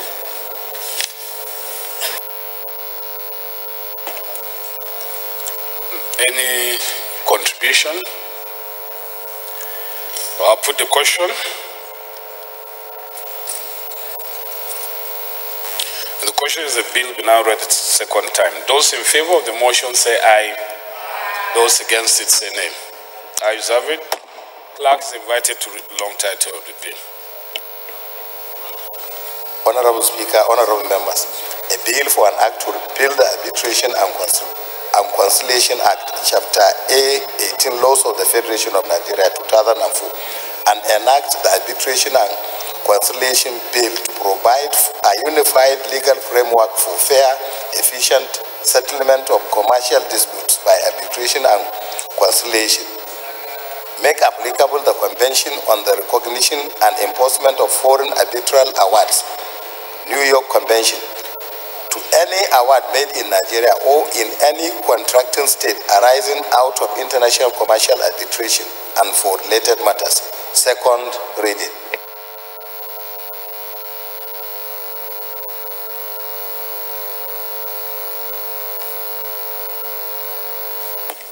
Bill referred to Committee of the Whole. Second order of the day is commencement of debate on the general principle of bill for an act to provide legal framework for the establishment of commercial and industrial development authority, which shall provide designated areas for industrial estates, parks, clusters, enterprises, zones, and incubators in each zones of the country. Provide for the establishment, development, or maintenance of industrial undertaking and incentives to industrialists and for related matters, standing in the name of Honorable Mike Itaba. Honorable members who recall that the bill was read the first time on Wednesday, 17 January 2018. I now invite Honorable Itaba to move the bill be now read the second time. Honorable Mike Itaba, Chairman, Rules and Business. Mr. Speaker, apparently Honorable Itaba is not on the floor, therefore move that item number 2 on the order paper be stepped down. I so move. Second order on the order paper stepped down by leave of the House. Third order of the day, honorable colleagues, is the commencement of debate on the general principles of Bill for an Act to merge the functions of the National Manpower Board Act, Chapter N 57, Laws of the Federation of Nigeria 2004, into the functions of the National Planning Commission Act, Chapter N 66, Laws of the Federation of Nigeria 2004, to further empower the National Planning Commission to determine and advise the federal government of Nigeria on the nation's manpower needs in all occupations and for related matters, standing in the name of Honorable Ayola Abayomi Abdul Kabir. Honorable members recall that the bill was read the first time on Wednesday, 17 January 2018. I now invite Honorable Abdul Kabir to move that the bill be now read the second time. The Right Honorable Speaker, my honorable colleagues, Otumba Abayomi Ayola Abdul Kabir is my name. I'm from Lagos State, representing Ibejuleki Federal Constituency. May I seek for the indulgence of the House to withdraw this amendment. I've just been rightly informed by the Chairman, Rule and Business, that a similar one, which has gone through second reading, is awaiting third reading here, and it's against the rule of the House. I therefore apply to withdraw the bill, sir. Okay, your wishes will be granted, Honorable Otumba. So the third item on the other paper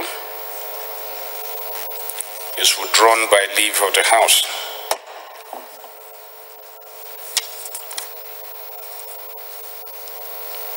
Are you done with the Constitution?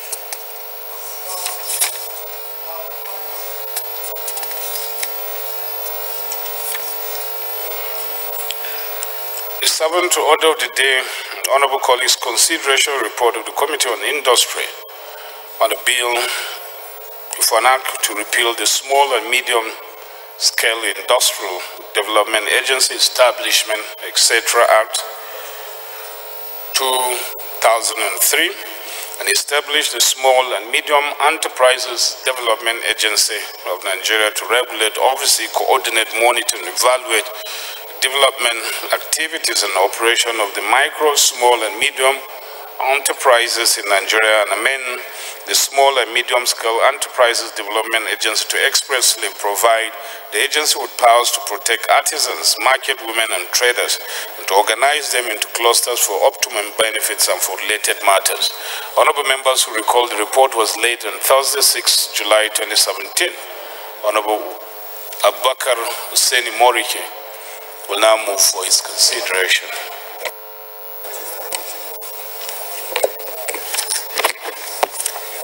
Thank you, Right Honorable Speaker, my distinguished colleagues. My name is Abubakar Husseini Moriki. I represent the people of Shinkafi and Zulmi Federal Constituency. Mr. Speaker, I am from Zamfara State.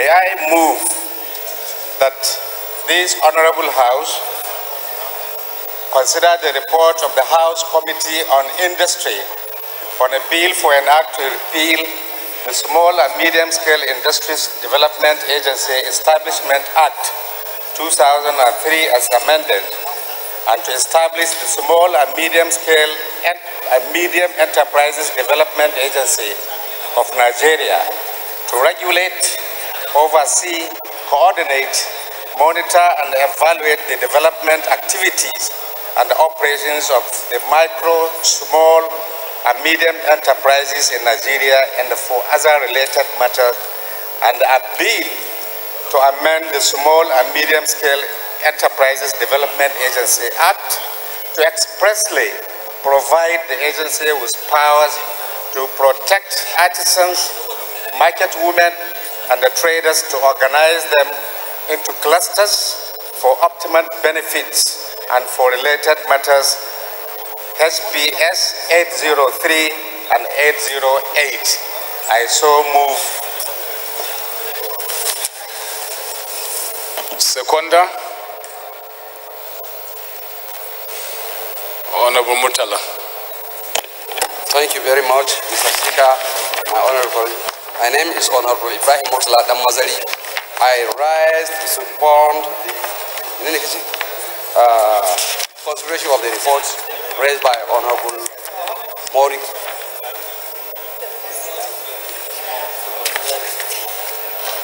Those in favor of the motion say aye. Those against it say nay. Ayes have it.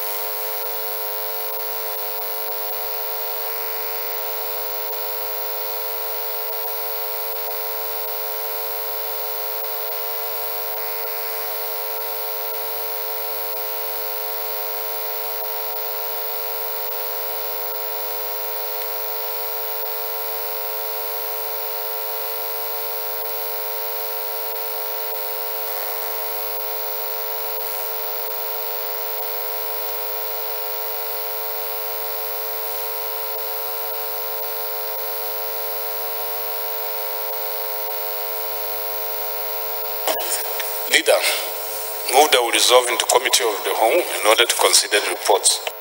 Honorable Speaker, honorable members, my name is Mohamed Tari Manguno. I represent Martin Manguno Gaza Federal Constituency of Borno State. I hereby move that the House do resolve to your committee of the whole to consider report. Rules and business. Thank you, Mr. Speaker. I rise to second the motion that the House do resolve into committee of the whole as ably moved by the House acting leader. I so second. Those in favor of the motion say aye. Those against it say nay. Ayes have it. House hereby resolve into committee of the whole in order to consider the reports.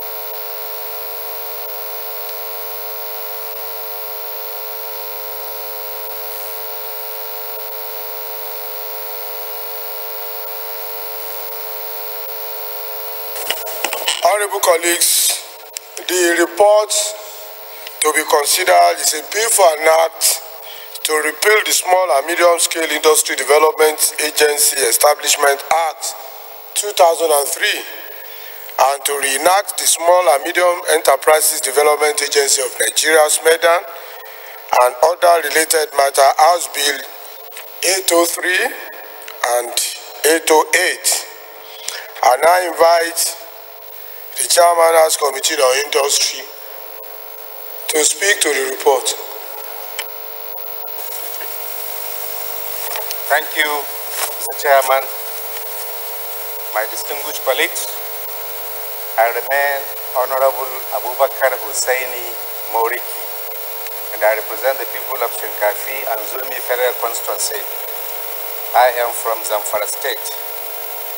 Mr. Chairman, honorable colleagues, this report is a report of the Committee on Industry on a bill for an act to repeal the Small and Medium-Scale Industries Development Agency Establishment Act 2003 as amended, and to establish the Small and Medium-Scale Enterprises Development Agency of Nigeria to regulate, oversee, coordinate, monitor and evaluate the development activities and operations of the micro, small and medium enterprises in Nigeria and for other related matter, and a bill to amend the Small and Medium-Scale Enterprises Development Agency to expressly provide the agency with powers to protect artisans, market women, traders, to organize them into clusters for optimum benefits and for related matters, HBS 803 and 808. Mr. Chairman, these are two bills, but the second one is an amendment which has been subsumed in the main new act to repeal the former one. The objectives of the bills are given there. The bill intends to repeal and to reenact a new act to establish the Small and Medium-Scale Enterprises Development Agency of Nigeria in order to regulate, oversee, coordinate, and monitor development activities and operations of SMEs in Nigeria. Mr. Chairman, permit me to go straight to the structure of the bill. The proposed bill is divided into 9 parts and further subdivided into 49 clauses, as against the former act, which was divided into 6 parts and 30 sections. And the bill, which is the new bill, seeks to repeal the existing act. The divisions of the bill have been given as part 1 to 9, captured in item number A to I, including objectives and application, establishment of SMEs, Development Agency of Nigeria, functions, and the rest of them. And the new issues introduced into the bill, they have to do with new provisions introduced into the bill to conform with the modern system of lawmaking and to situate the role of MSME in Nigeria to align with the international best practices. Mr. Chairman, the clauses have been given there, and the committee, conducted public hearing in order to find out what are the views of the major critical stakeholders. And it is at this moment that all these observations, comments, and the rest of them have been captured, incorporated, embedded now into the report which is just before this House for consideration. And the major recommendation to the chairman is, in view of the foregoing, the committee recommended the passage of the bill as consolidated, and the detailed clause by clause observations, comments, and the recommendations have been included in the major report which has been circulated for consideration of honorable colleagues. In conclusion, Mr. Chairman, the committee expressed its appreciation to the leadership of the House of Representatives for the confidence reposed in it and the pray for its speedy consideration and passage of the bill. Thank you, Mr. Chairman. Thank you, honorable colleagues.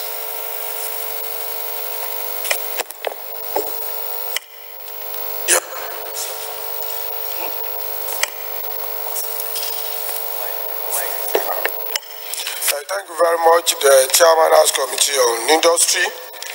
The report has 49 clauses. We now go ahead to consider the clauses. Clause 1, Clause 2, Clause 3, Clause 4, Clause 5, Clause 6, Clause 7,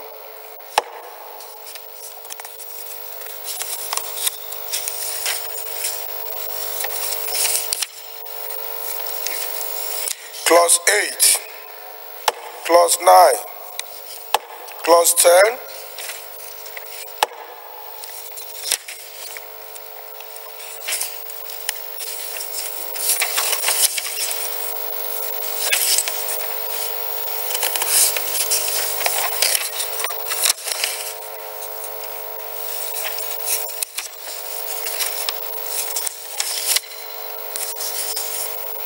Clause 11, Clause 12, Clause 13, Clause 14, Clause 15, Clause 16, Clause 17, Clause 18, Clause 19, Clause 20, Clause 21,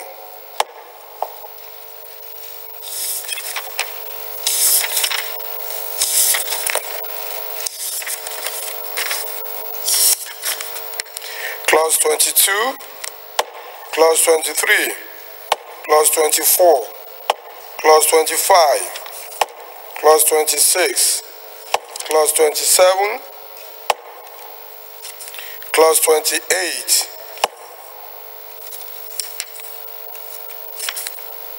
Clause 29, Clause 30, Clause 31, Clause 32, Clause 33,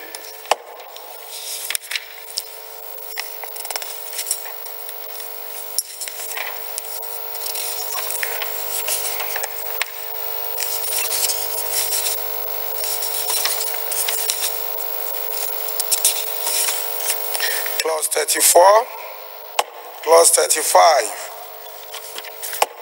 Clause 36, Clause 37, Clause 38, Clause 39, Clause 40, Clause 41, Clause 42, Clause 43, Clause 44, Clause 45, Clause 46, Clause 47, Clause 48, Clause 49,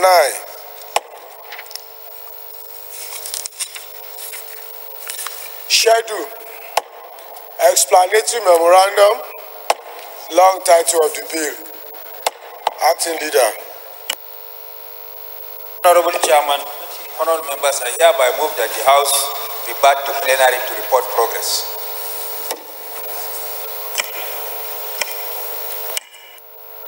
Yes. Thank you, Mr. Chairman. I rise to second the motion as ably moved by the acting leader of the House. The House hereby reverts back to plenary to report progress.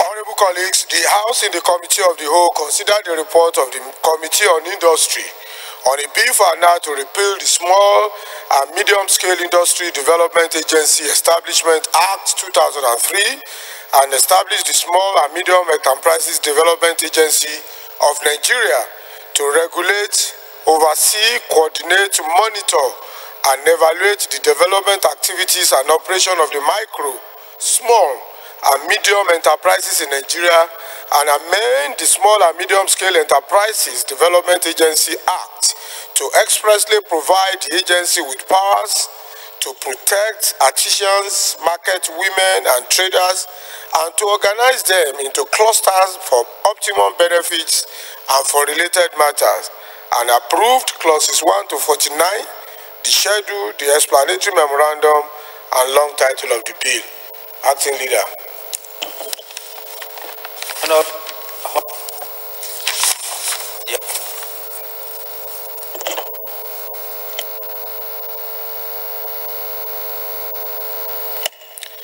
Chairman, Rules and Business. Mr. Speaker, I rise to second the motion as moved by the acting leader of the House. I so second. Those in favor of the motion say aye. Those against say nay. The ayes have it. Announcement. These are conference committee for about 4 different bills. The first one is a bill on National Transport Commission, and the members of the conference committee are Honorable Heidi Kian, Honorable Aliu Musa, Honorable Ogene, Honorable Ferdinand Nwako, Honorable Epotai, and it's going to be chaired by Honorable Musa Serikiada. That is the bill on National Transport Commission.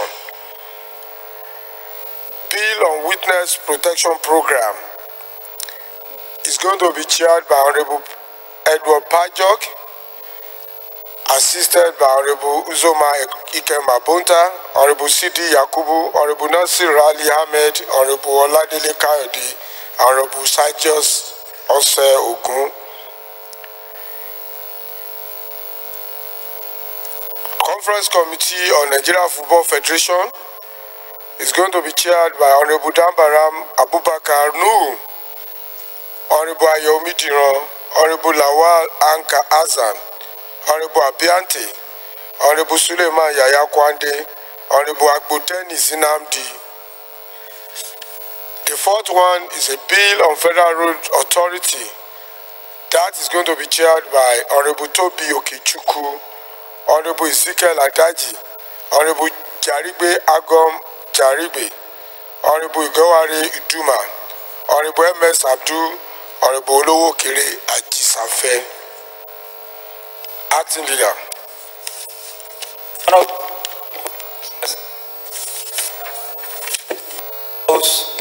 Do adjourn to Tuesday, the 17th of April 2018 by 11 a.m. I so move. Chairman of some business. Mr. Speaker, I rise to second the motion for adjournment as moved by the acting leader of the House. I so second. The House stands adjourned to Tuesday, 17th of April 2018, 11 a.m.